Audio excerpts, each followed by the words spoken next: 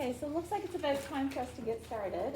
With the doors shut and so many of us in here, it may get warm again. Anybody sitting up in the back, if you want to open the windows at any time, be my guest. You might have to take off that cover and just pull the window open. So anyway, please feel free. Looks like everybody's got their masks on. I always keep extra if you need them. A couple of housekeeping assignments. I kind of realized that there is an extended add date for the class. People can add until September 20th. So to that end, I extended the due date of our first assignment in case you get some new classmates between now and the 20th. I think I bumped it to the 23rd or 22nd of September. So that's a little bit extended. You should, of course, still be working on it. It'll help you get through the material if you're working on the assignment at the same time. You should find that you have unlimited attempts on the assignment, so you just work on it for a little bit, you submit quiz, then when you're ready to go back at it, you just start a new attempt. So you have all the attempts you could possibly want there to do it. If you get stuck on your assignment, and it can certainly happen, feel free to get in touch with me, either drop in or send me an email. If you're sending me an email, it really helps to send me a picture of what question you're working on, as well as you're working so far. So that'll just make it really fast for me to answer you. And of course, the help center is there. They're open and staffed every day, 10 till 3 or 4, so you can go there for help as well. Then just one other thing I wanted to mention. I know sometimes people want to take a picture of a slide during class. You're not actually allowed to do that. There are really strict privacy rules on campus for a lot of very good reasons. So you're not allowed to take a photo or a video during class.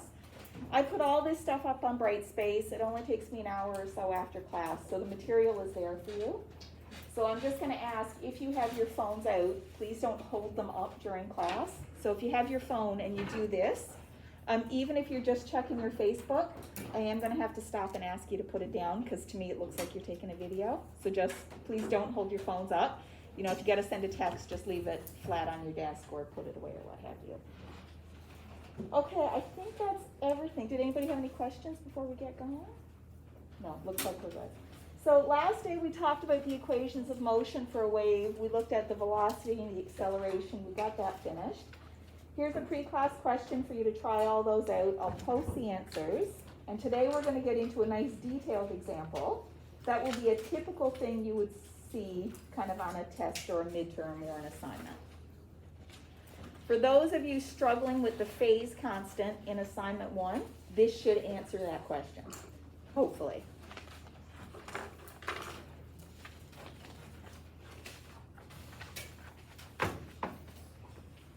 Okay, so for our information, we have a traveling wave on a string. It's moving to the right, and we know a whole bunch of stuff. Amplitude, angular frequency, wave speed, v. We know the initial position, so this is the height of the string where x equals 0 and t equals 0. And here this tells us a little bit about the initial transverse velocity. If x is 0 and t is 0, then that little bit of string at that point has a negative velocity. It's moving down. This bit of information is really important, and it's going to help us find our phase constant. So our two tasks are find phase constant and write the equation for the wave. So what we're going to do, our plan, is let's write down our general form for y, for a wave on a string. Let's plug in everything we know, and let's figure out our phase constant. So that's going to be our strategy. So we'll start by writing down the equation. Y as a function of x and t is equal to the amplitude times the cosine of k, that's the wave number, minus, because it's moving to the right, omega t plus phase constant phi. If it were a left traveling wave, we'd have kx plus omega t plus phi. Okay, so what's a bit of information we know? We know that if x is 0 and t is 0, then our y value is 0.688 centimeters. So let's fill in that bit. So y of 0 and 0 is the amplitude times the cosine of k times 0 minus omega times 0 plus phi. Okay, here's our next line. Let's put in x and t are 0. Let's put in that we know that y is 0.688 centimeters. We know that our amplitude is 2.75 centimeters. So right here, This might feel like a minor thing, but when you're filling in your y and your a value, they gotta have the same units. If you do 1 in meters and 1 in centimeters, things are gonna go astray real fast. So whichever units you use, those two have to be the same. Then we've got the cosine of 0 minus 0 plus 5. All good? Okay. Divide both sides by 2.75. So cosine of phi is 0.688 centimeters. Divided by 2.75 centimeters. If we want to get our phi, we're going to have to take the inverse cosine of both sides. So phi is the inverse cosine of 0.688 centimeters divided by 2.75 centimeters. 0.688 over 2.75, that's 0.250.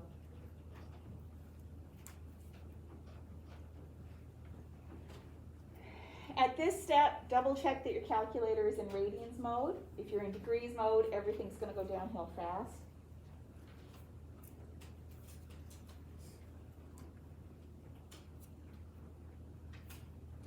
So you've got your calculator in radians mode, you hit inverse cosine of 0.25, your calculator is going to tell you 1.32 radians.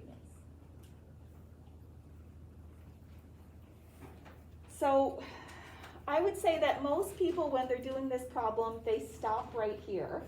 But you have to think about cosine. Cosine is a multi-value function, right?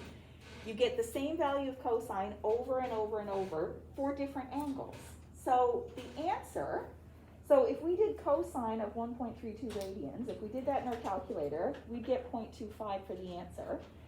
But that's not the only answer. That's not the only angle we can take cosine of to get 0.250. I'm going to throw back to the unit circle. I suppose most people saw this in high school at some point. So 1.23 radians, that's an angle in our first quadrant.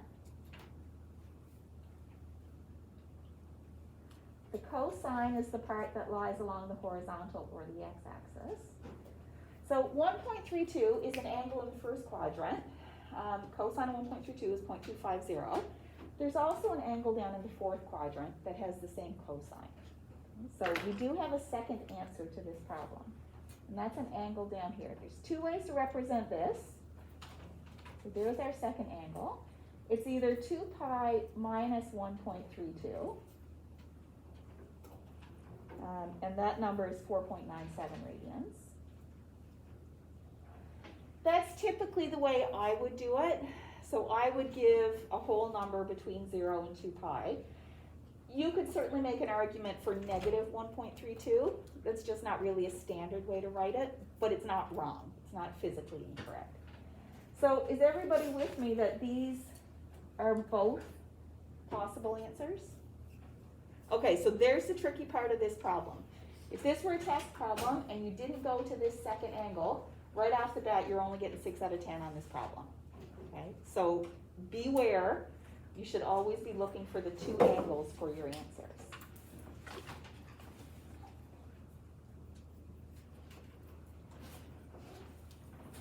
So now we have two answers. The big question is which one is right, okay? Because they're probably not, and in fact they are not, both correct. So which is correct? The first bit of information we've used is the position at 0 and 0. The second bit of information we have that we haven't used is the velocity. Now we have to go to the velocity equation and ask which of these phase constants gives us the correct behavior in velocity. So we're going to have to do what I probably typically call a velocity test.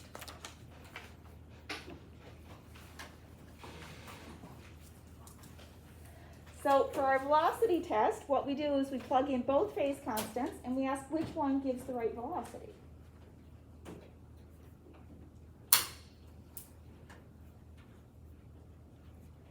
So to do our velocity test, we're going to need our velocity equation. You might remember it from last class, or you might come up with it from scratch again. Either way is okay. So our transverse velocity is a function of x and t. That was the derivative with respect to time, partial derivative of y of x and t. When we do that derivative, we're doing the derivative of this equation. That derivative gives us a times minus sine kx minus omega t. Because the derivative of cosine is minus sine. Then your chain rule says you take the derivative of the argument to get minus omega. So your velocity equation, Vy of x and t, is a times omega times sine of kx minus omega t plus phi. So there's our velocity equation. The thing that we know is that if x is 0 and t is 0, our velocity has to be negative. So let's put in x and t is 0. So Vy of 0 and 0 is a times omega times the sine of phi. If we choose our phi value to be the first one, the one our calculator told us, 1.32 radians, then our initial transverse velocity is equal to a times omega times sine of 1.32. I didn't do this on my calculator, but I know that this bit is positive. That gives us a velocity that's greater than 0. Okay, so here's where our test comes in. If you use the answer your calculator gives you, it doesn't give you the right velocity. It gives you a positive velocity, but we know we needed negative. So this one is wrong. If instead phi is equal to 4.97 radians, our transverse velocity at 0, 0 is a times omega times sine 4.97. This is a negative value. So our velocity is negative, therefore that's the correct phase constant. Okay, makes sense? Yeah. Would you also be okay if we just took the first value, did the velocity test, saw if it passed or failed, and then continued or went back and grabbed the other value? So hang on, so you got to 1.32, Yeah. you tested it, and if you saw that it gave the right velocity, then you're sort of done with it and you move on? Yeah. Yeah, that would be fine if you got your first value and you saw for sure that it was correct, then you could keep going, yeah. Okay. Any other questions? Okay, super. So we've got our phase constant, therefore our phase constant is 4.97 radians. Now we can move on to part B of the problem, which says write the equation for motion. When it says write the equation for motion, it means write down the equation for y and fill in all the numbers you have. So whenever you're doing this question, part B, your first step for part B should be to write your equation with all symbols. So you would write y of x and t is a times cosine kx minus omega t plus phi. So there's step one of this problem. Step two is then to move on and fill in all the numbers that you have. So our amplitude was given at 2.75 centimeters times cosine of k. Okay, we weren't actually given k, so we're going to have to do a little bit of work here. Let's see. We'll put this here and this here. Okay, looks like everything's still on the screen. So if we want to find our k value, because that's not given in our table, we might remember that v is equal to omega divided by k, which tells us that k is omega times v. Omega was given, 31.4 radians per second. V was also given, 38.9 meters per second. That gives us a k value of 0.807 radians per meter. Okay, so now we have a k value we can plug in. 0.807 radians per meter times x. Minus omega, we can straight ahead plug that one in, 31.4 radians per second times t. And then for our phase constant, plus 4.97 radians. So there's that question done with full marks. Questions?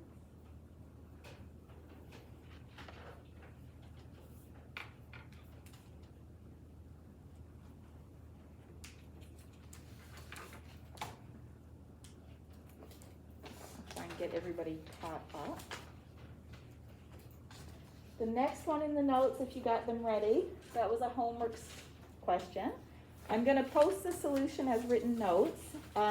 It's also a little bit more detailed like this one, so I'm gonna put up a video solution as well in case you wanna see all the thought process to go with it. But that'll also be a good one for you to try.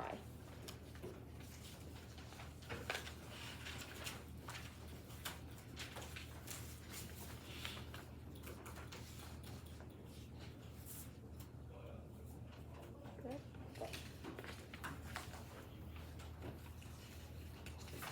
Okay. So now that takes us to waves on a string in particular.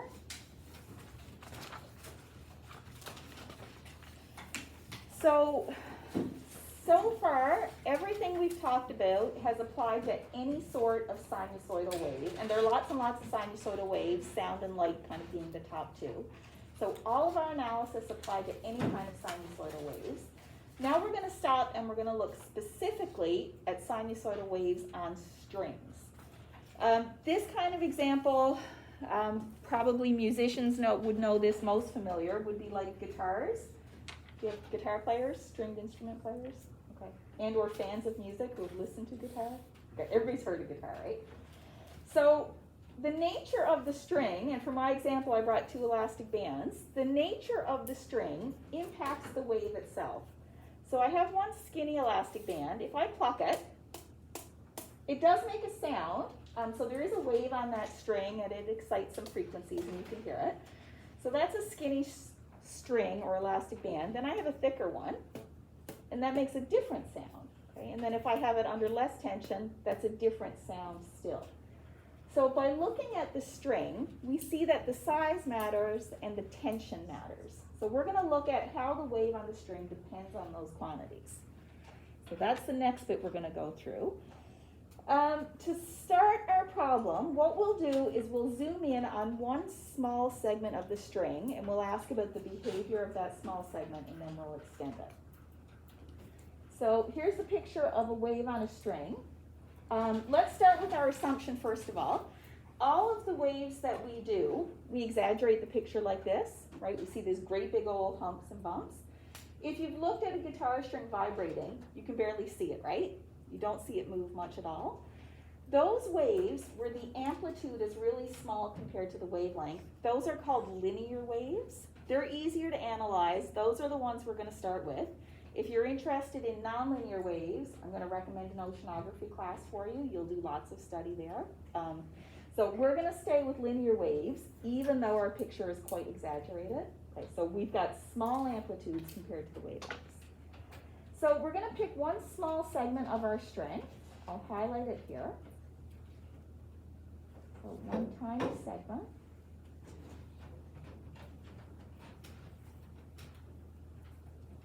And then what we're going to do is just zoom in on it.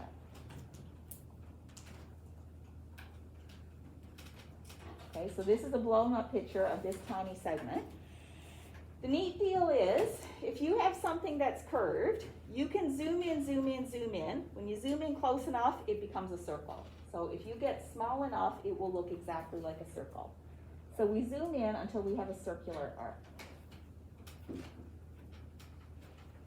So that means it has a radius and an arc length and all that stuff, and we're going to use those concepts. Okay, so here's our zoomed in segment. So this segment of string is under tension, so strings have tension in them. So on either side, we have a tension force pulling on that string. So on this side, it pulls this way. On this side, it pulls this way. When we come to this part, I'm going to follow the notation of your textbook. Your textbook uses an F for tension. Some of you might be familiar with F with a subscript of T or just a T. Any of those notations are fine. I like to just follow textbook notations though. So there's our tension on the left. There's our tension on the right. Our coordinate system is going to be X and Y. You see that our tension forces will have components, and we're going to think about components and apply Newton's second law. So the X component of our tension points to the left. There's Fx. Our Y component points down, Fy. can call this angle theta. And then over on the right, our x component points to the right, and our y component points down. We're symmetric on both sides, so that also has an angle of theta. I'll just zoom in for a moment in case that's hard to see. Okay, so far so good? Okay, the next thing we're gonna do is a physics 1020, 1050 approach. We're gonna apply Newton's second law in the x direction and the y direction, and we're gonna see where that equation takes us. Remembering that it's a circular bit of an arc, it's in motion, so we have circular motion. So we're gonna put all those things together here.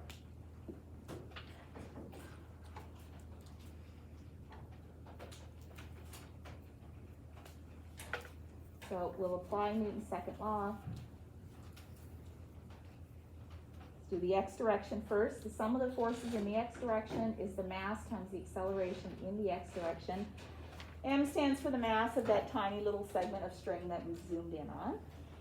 In the x direction, on the left, we have the x component that points left, minus fx, minus because it's to the left. On the right, it points to the right, so we have plus fx equals mass times acceleration in the x, minus plus gives us 0. Acceleration in the x equals 0. This is not a particularly surprising or interesting result. That little bit of string doesn't accelerate left or right. We know that's true because the string moves up and down with simple harmonic motion. It doesn't move left or right. The wave moves, but the string doesn't move. Okay, boring bit's done. Let's go to the y direction. Sum of the forces in the y direction is mass times acceleration in the y direction.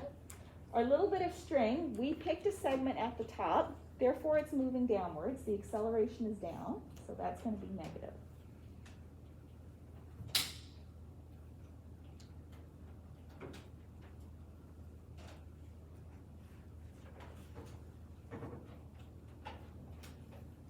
Our y components are fy, both of those point down, so we have minus fy equals minus may. So there's our Newton's second law approach. The next two things to think about are what is fy and what is our acceleration. Let's go with the fy part next. So let's see if we can figure out that component. So our angle here is theta for our vector. The x component is the adjacent, the y component is the opposite, so our fy is going to be f times sine theta. Okay, and that's probably really familiar from all your vector classes. So I've got 2 times fy equals m times ay. Fy is f times sine theta. Equals m times ay. Okay, now for our ay. It's moving in circular motion. We know that the acceleration can be written as v squared over r. Yeah? What happened to the negative in front of the Oh, I got negatives everywhere, so I just divided through by minus 1. Got it. Yeah.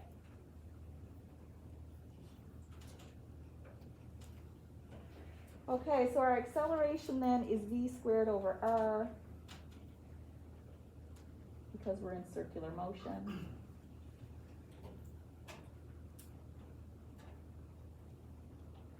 Since I've written an r here, let's get an r in the picture so we know what we're talking about. So r is the radius of this little circular arc. So if I draw a line from the middle to the center of where that circle would be, that would be my radius r. I could just as well draw the radius on either side. So that's also r, and this is also r. So your radius is from the center to the circle. So there's r. Still good? Okay, next thing we have to deal with, and this is kind of getting us somewhere, right? So we've got a v, we've got the mass of the string, we've got the angle of the string. Next thing we should start to think about is this sine theta. Let's get this equation in a more tangible format, something we can use.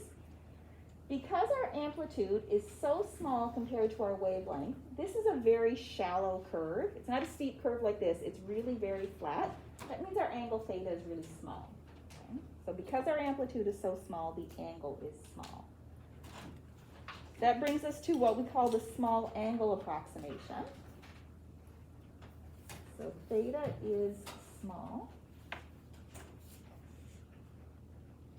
Therefore, we'll apply the small angle approximation that says that sine theta is approximately equal to theta, and that's in radians.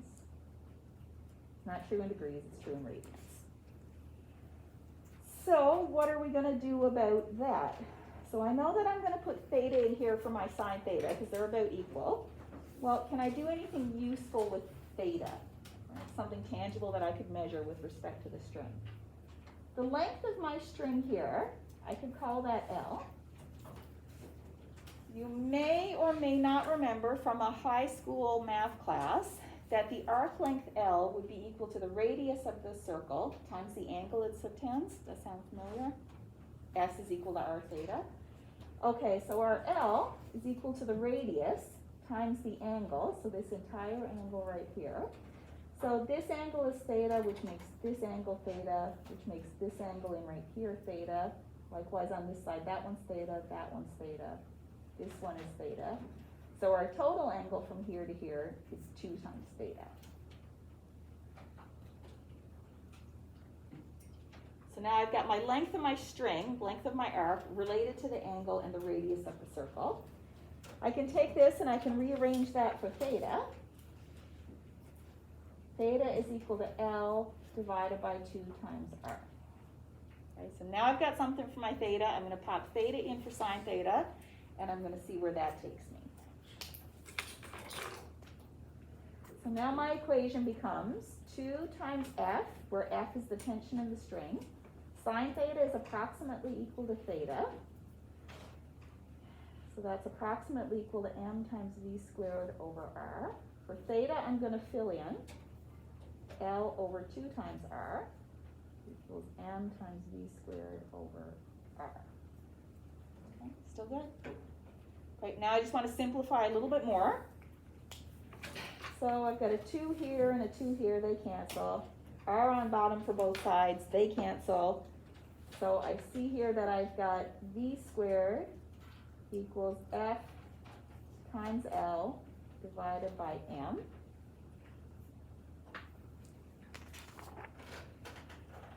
So I'm going to rearrange this equation just a little bit because I like this L over m. So v squared equals f. I'm going to bring my L down to my denominator. F divided by m over L, because that's a quantity we can measure for a string, the mass divided by the length. So we define a new quantity, and that's mu, symbol mu, as the mass per unit length of a string.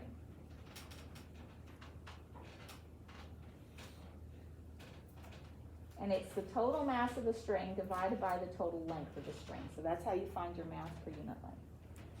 And that brings us to V, the speed of a wave on a string under tension F is given by the square root of the tension divided by the mass per unit length.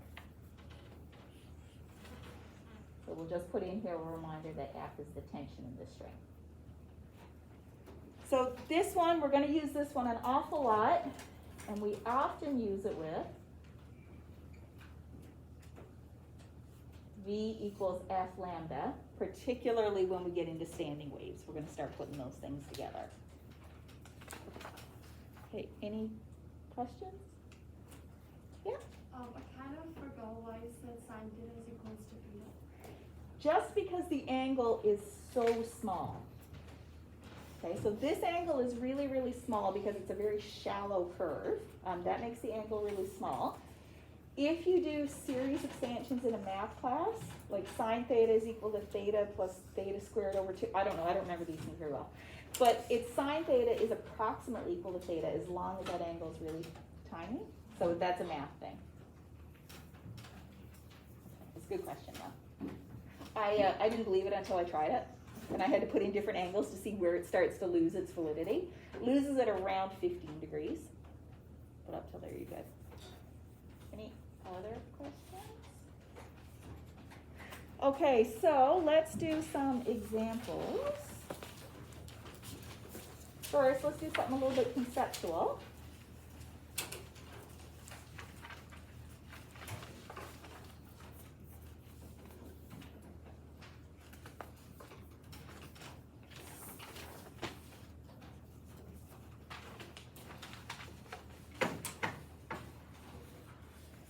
So we have a long, heavy rope, and the word heavy is important.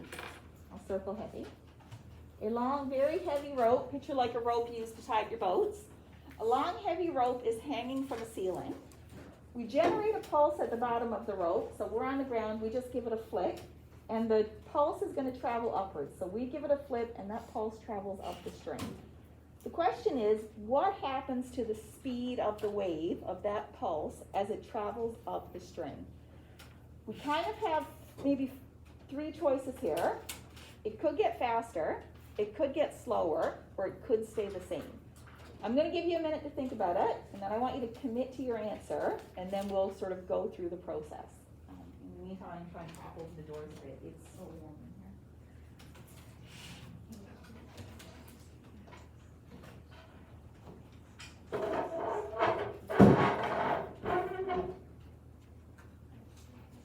If it gets too loud, you can close it again.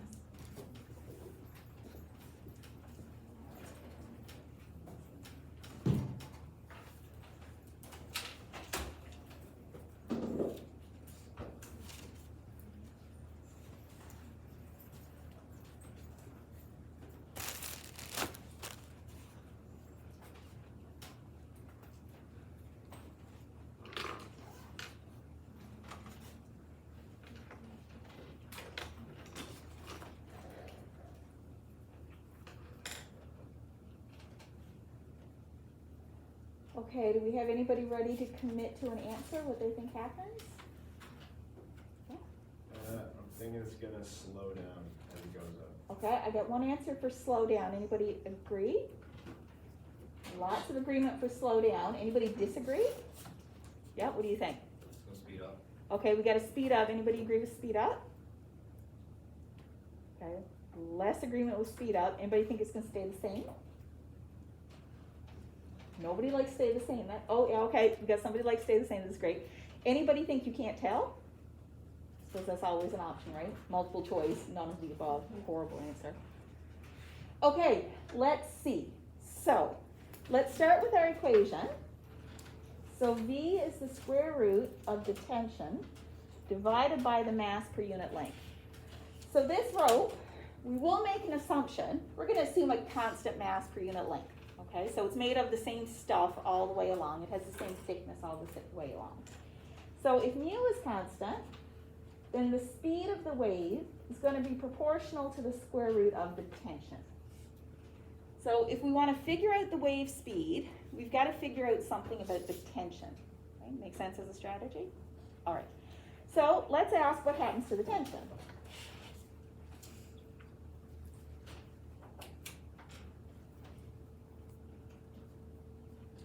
Kind of as you go up the rope. So let's look at a point on the top of the rope. So here's a little point on the top of the rope. I've identified a little segment of that rope. Let's draw a free body diagram near the top.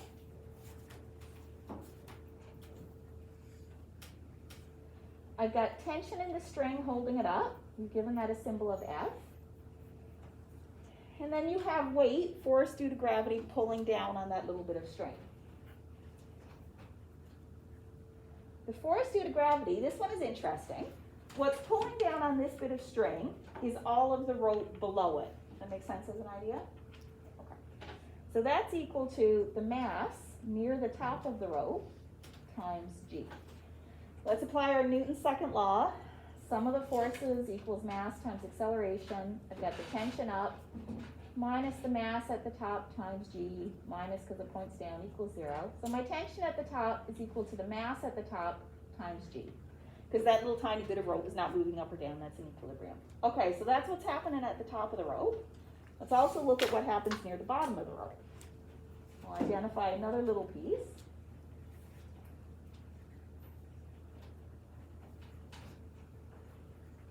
So near the bottom, we've got our tension at the bottom. At the bottom, we've still got our force due to gravity, which equals our mass at the bottom. Running out of space, so I'll do BOT for bottom, times G. So the sum of the forces equals MA. They sum up to be 0. So my tension at the bottom is the mass at the bottom times G. So now I know what happens to the tension. I've got an expression for both of those. So my mass at the top is bigger than my mass at the bottom because I have way more rope beneath when I'm at the top. Therefore, my tension at the top is bigger than my tension at the bottom. Therefore, my speed at the top is bigger than my speed at the bottom. Therefore, the wave speeds up.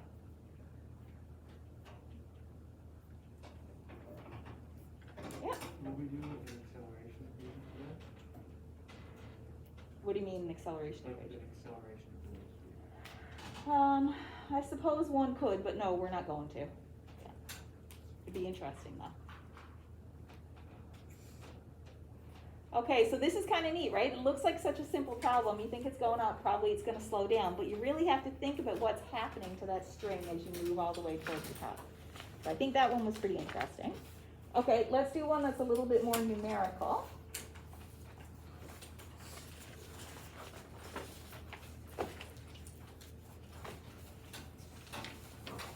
So for this one, we have one end of a 2 kilogram rope. It's tied to a support at the top of a mine shaft, so maybe a beam of lumber going across the top. The mine shaft is 80 meters deep. The rope is stretched by a 20 kilogram box of rocks at the bottom. And the geologist at the bottom shakes the rope, sends a pulse up to let his friend at the top know that we're ready to go. We want to find the speed of the wave on the rope. So the first thing we're going to do, because we don't especially care to get into the acceleration of the wave, we're going to say that the rope itself has a mass of 2 kilograms. The box has a mass of 20 kilograms. That's big enough so that we can neglect the weight of the rope itself. Okay, so we're going to say that the weight of the rope itself is not going to change the speed. All the tension is due to the box, not due to the rope. So we're going to treat mass of the rope to be lots less than the mass of the box M. Okay, that's going to make our analysis easier. Yep. So would that factor can be going to cutoff? Where would we? Yeah, about 10% is good. So let's write down the things that we know. The mass of the rope is 2 kilograms. The length of our rope is 80 meters because it goes down the entire shaft. And the mass of our box is 20 kilograms. This is the part that provides the tension.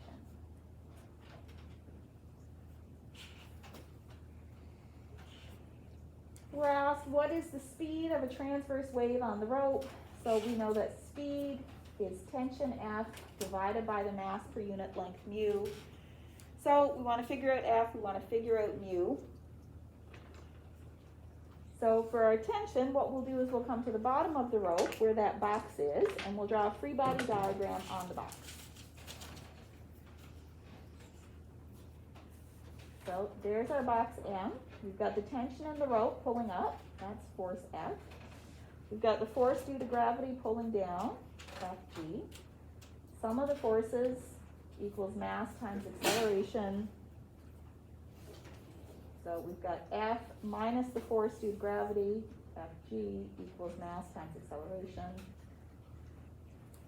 F minus mg equals 0, so F equals mg.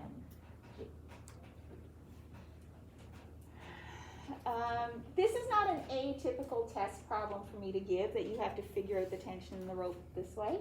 If you don't do the free body diagram and show Newton's law, then you don't get the problem completely correct. A lot of people will just jump to the step and say that tension equals mg. My argument is no, tension's not equal to mg, that's weight. You have to show me why the tension and the weight have the same value using Newton's second law. So this is an important step.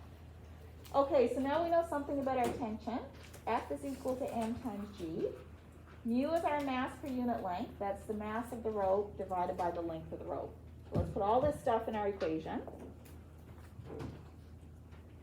So that's the square root of m times g divided by m over L.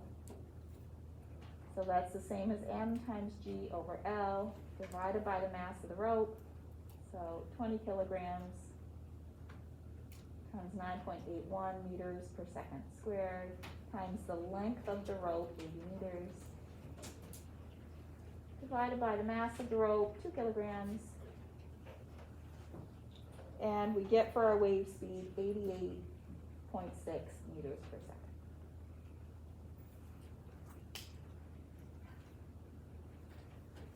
That part okay?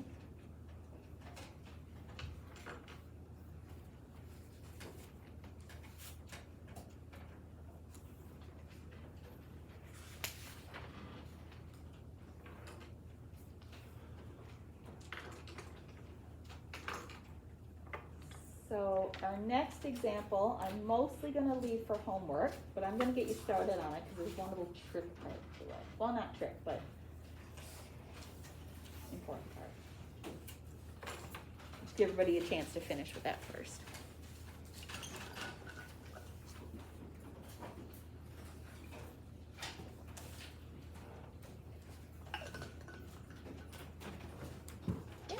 We're assuming all strings and ropes bend with zero resistance. Like they're infinitely flexible. Yeah, they're not going to break. Yeah, definitely.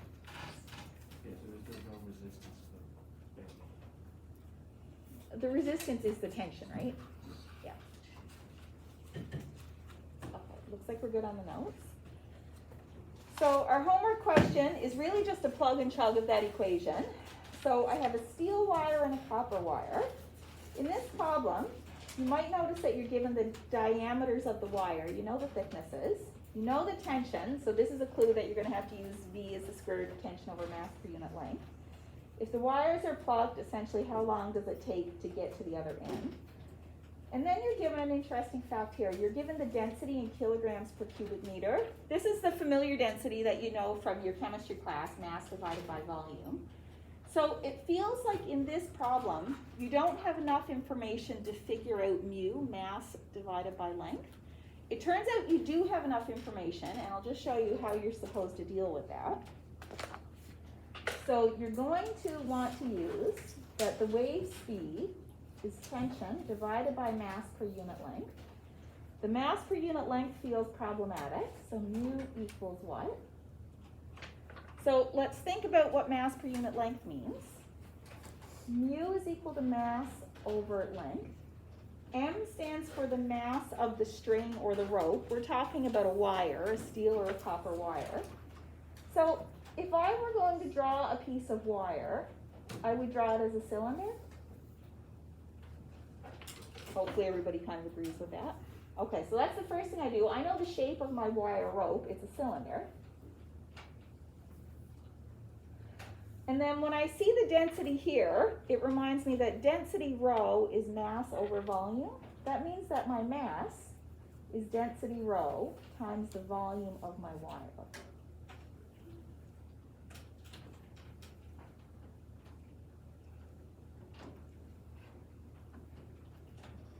Well, if I want to find my volume, not too hard. I've already decided that it has a cylindrical shape. So the volume of my wire is the volume of a cylinder. Typically, you'd say pi r squared times the height. I'm going to say pi r squared times the length because it's not standing up.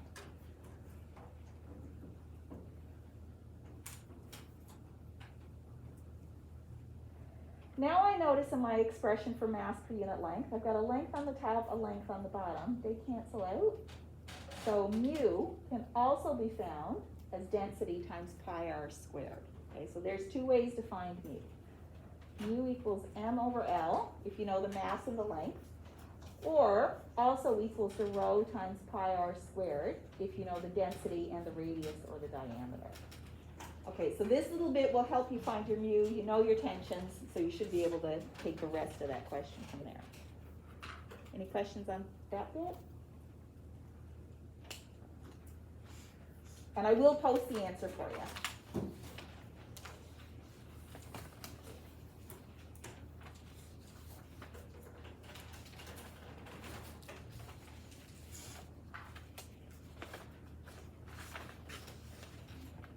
Would we have to show that every time, or would we just have to show how mu is related to the density pi r squared when we're doing it in a test?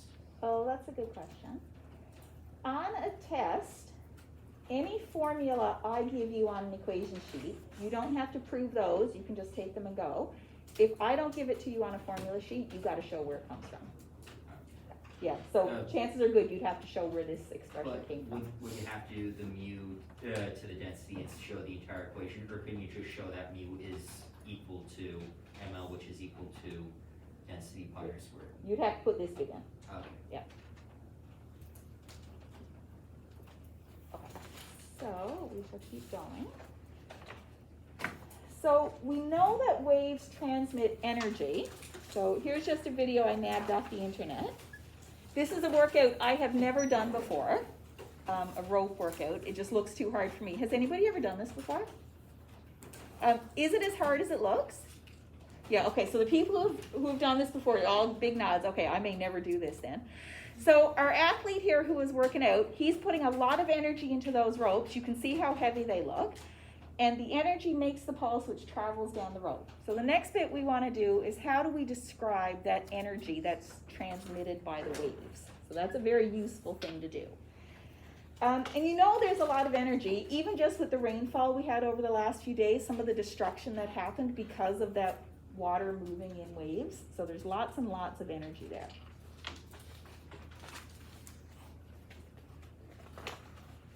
So if we want to figure out the energy, let's start by remembering what we're talking about. We're talking about sinusoidal waves, which means each element of the string is moving up and down with simple harmonic motion. We know that anything moving with simple harmonic motion, and I suppose this is true of everything actually, the total mechanical energy of any object is the kinetic energy plus the potential.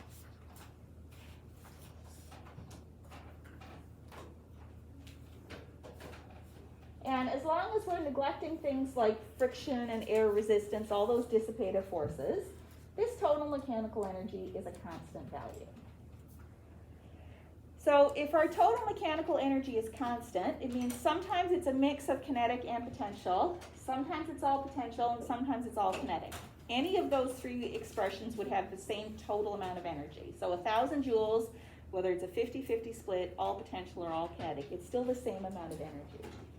So if the potential energy at some point in the cycle is equal to 0, then our kinetic energy is a maximum, and our total mechanical energy is our maximum kinetic energy. And maximum kinetic energy is 1/2 times m times v maximum squared. So there's an expression for the total mechanical energy of a piece of a rope. We're going to apply this to a piece of our string. So let's take one little bit of our string.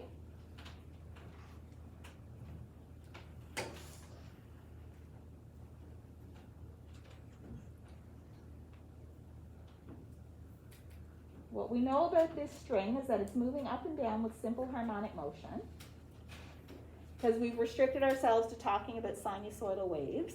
That little element of string, we're going to say that it has a length delta x.